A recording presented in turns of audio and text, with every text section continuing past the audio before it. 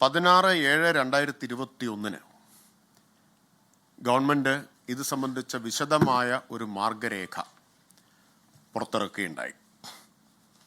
19 പേജുള്ള ആ മാർഗരേഖ വായിച്ചിരുന്നെങ്കിൽ ഈ കത്തിലുള്ള ഒരു ചോദ്യം പോലും ചോദിക്കുമായിരുന്നില്ല.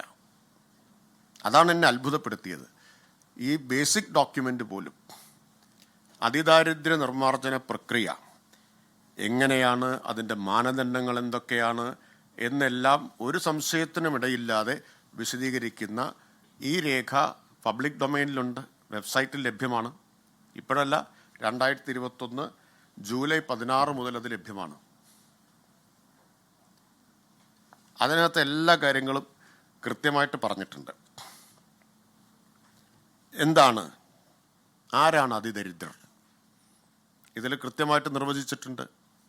അതിജീവനത്തിനാവശ്യമായ അടിസ്ഥാന ഘടകങ്ങളായ ഭക്ഷണം, ആരോഗ്യം, വസ്ത്രം, സുരക്ഷിത വാസസ്ഥലം, അടിസ്ഥാന വരുമാനം, ഇതൊന്നുമില്ലാത്ത വിഭാഗങ്ങളാണ് അതിദരിദ്രരായി കണ്ടിട്ടുള്ളത്. അതിതീവ്ര ക്ലേശഘടകങ്ങളുള്ളവർ. ക്ലേശഘടകങ്ങൾ ഈ ജിയോയിൽ തന്നെ വിശദമായിട്ട് പറഞ്ഞിട്ടുണ്ട്. ഏതെല്ലാമാണ് ക്ലേശഘടകങ്ങൾ? 2 വിഭാഗമായി തിരിച്ചിട്ടുണ്ട്. അതിതീവ്ര ക്ലേശഘടകങ്ങളും തീവ്ര ക്ലേശഘടകങ്ങളും.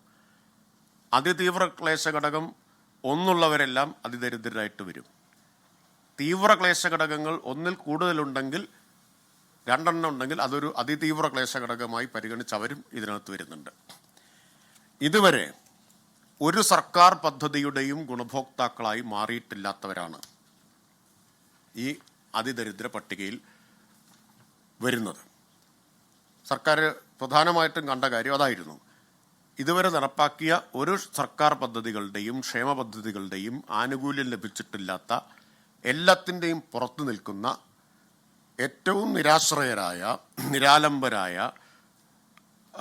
വിഭാഗങ്ങൾ, അതായത് സാധാരണ പറയും നോൺ എക്സിസ്റ്റന്റ് ഗ്രൂപ്പ് എന്ന്, അവരെയാണ് റേഷൻ കാർഡ്, ആധാർ, ഇതൊന്നുമില്ലാത്ത, തിരിച്ചറിയാൻ ഐഡന്റിറ്റി വ്യക്തമാക്കുന്ന രേഖകൾ പോലും ഇല്ലാത്ത ആളുകൾ, അവരെയാണ് അതിദരിദ്രരായിട്ട് കണ്ടത്, നിർവചിച്ചത്.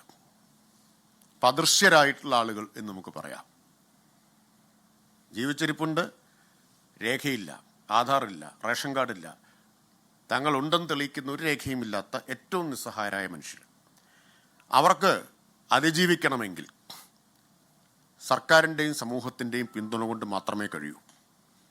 ഇപ്പോൾ പല മാധ്യമപ്രവർത്തകരും വളരെ ഗൗരവമായിട്ട് കാര്യങ്ങളെല്ലാം അന്വേഷിക്കുന്ന പലരും ഇത്തരം ഗുണഭോക്താക്കളുടെ വീടുകൾ അന്വേഷിച്ച് പോയ ശേഷം ആ അനുഭവങ്ങൾ ഞങ്ങളോട് പറയുണ്ടായി. അപ്പം എന്നോട് നേരിട്ട് പറഞ്ഞവരുണ്ട്, ഇങ്ങനെ ഒരു പദ്ധതി ഇല്ലായിരുന്നെങ്കിൽ അവർക്ക് ജീവിക്കാൻ, മുന്നോട്ട് പോകാൻ കഴിയില്ലായിരുന്നു എന്നത്. അവർ പലരും അത് റിപ്പോർട്ട് ചെയ്യുമെന്നാണ് ഞാൻ പ്രതീക്ഷിക്കുന്നത്.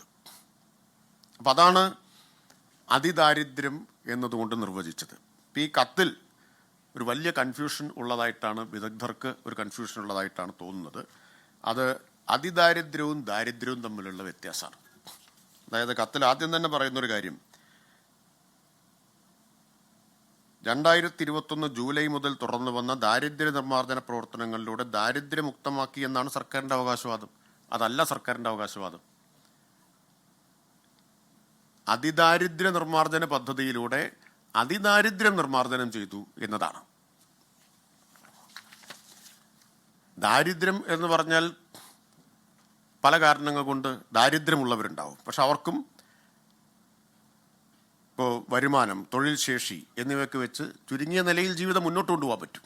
ജീവിതം തന്നെ മുന്നോട്ട് കൊണ്ടുപോകാൻ കഴിയാത്തവരാണ് അതിദരിദ്രരായിട്ടുള്ള ആളുകൾ. അടിസ്ഥാന സേവനങ്ങൾ പോലും ലഭിക്കാത്തവർ, അടിസ്ഥാന രേഖകൾ പോലും ഇല്ലാത്തവർ, അവരെ അതിൽ നിന്ന് രക്ഷിക്കുക എന്നതായിരുന്നു ഈ അതിദാരിദ്ര്യ നിർമ്മാർജ്ജന പദ്ധതിയുടെ ഉദ്ദേശം.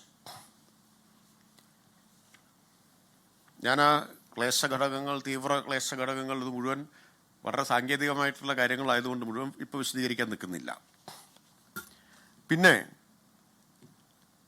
ഞാൻ അത്ഭുതപ്പെടുന്ന കാര്യം, ജിയോ വായിച്ചിട്ടില്ല എന്നത് പോട്ടെ, എന്താണ് അതിദാരിദ്ര്യത്തെ നിർവചിച്ചത് എന്ന കാര്യം അക്കാര്യത്തിൽ അവർ ഒരു വ്യക്തതയുള്ളതായിട്ട് ആ കത്ത് കണ്ടപ്പോൾ തോന്നിയില്ല. ഇനി ഇതിന് സ്വീകരിച്ച പ്രക്രിയ എന്താണ്, അതും വിശദമായി തന്നെ ജിയോയിൽ പറഞ്ഞിട്ടുണ്ട്. സർക്കാർ ആരെയും അറിയിക്കാതെ ഒരു പ്രഖ്യാപനം നടത്തി. ചോദ്യം ചോദിക്കുന്നത് എങ്ങനെയാണ് ഇവരെ കണ്ടെത്തിയത്, എന്ത് ഡേറ്റയാണ് ഇതിനുപയോഗിച്ചത്, എന്ത് പഠനമാണ് നടത്തിയത് എന്നൊക്കെയാണ് ചോദിക്കുന്നത്. ഒന്ന്, മാർഗരേഖ. ഞാൻ നേരത്തെ പറഞ്ഞ മാർഗരേഖ.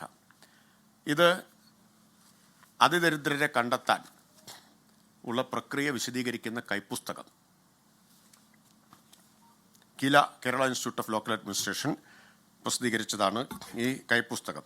ആ കൈപ്പുസ്തകത്തിൻ്റെ അധ്യായം 3 കൃത്യമായിട്ട് പറയുന്നുണ്ട് എന്താണ്